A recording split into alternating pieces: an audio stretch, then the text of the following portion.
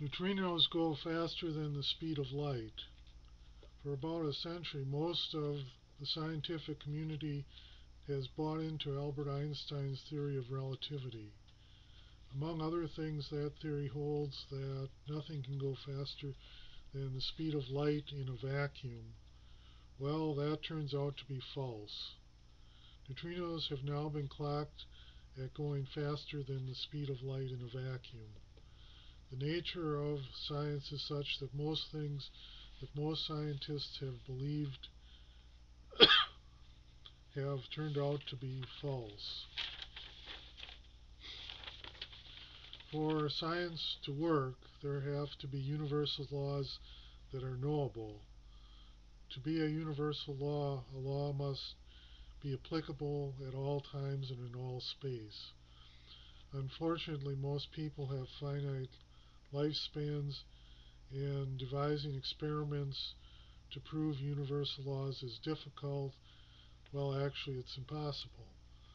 All science is founded on an induction that is a formal fallacy. That is, you go from using some statements to all statements.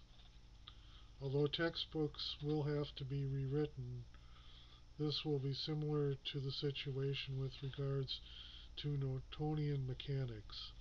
Particularly, Newtonian mechanics start to break down in a big way when things get to be about the size of an atom or smaller, or if they get going at about the speed of 10% of the speed of light.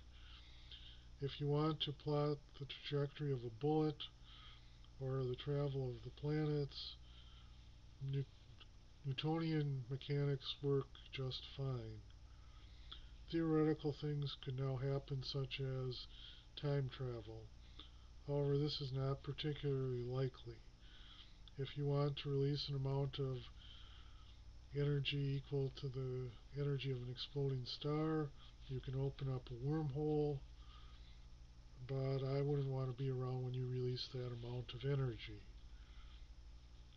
Or you could theoretically travel into the future. Well, people do it all the time. If you want to accelerate to nearly the speed of light, you could travel further into the future. There would be problems with getting back. The fastest spaceship we now have goes about 25,000 miles an hour and have human passengers survive.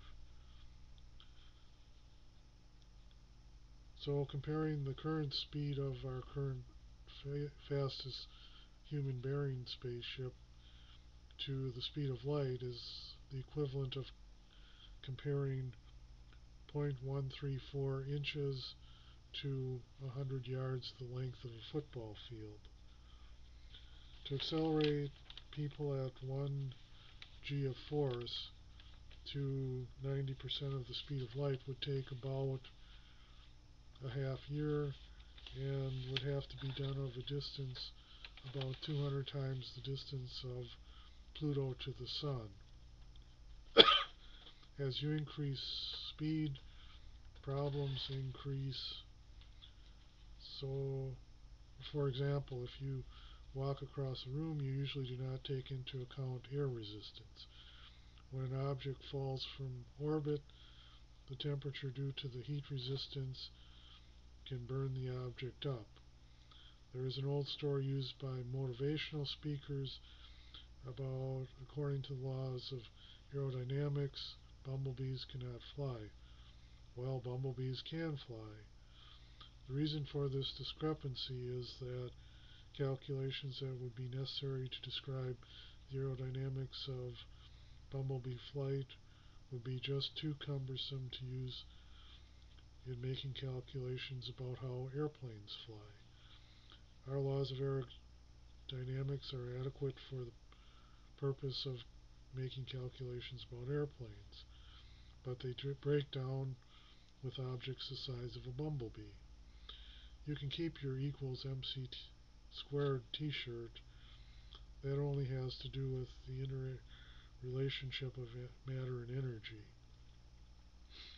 In fact, if you really want to worry about something, worry about the fact that if you drew a line from the center of the sun to you, and then considered a plane that is at right angles to where that line segment touches you, every, and then you are projected onto that plane, for every square centimeter of your projection, there are approximately 65 billion neutrinos going through you from the sun every second.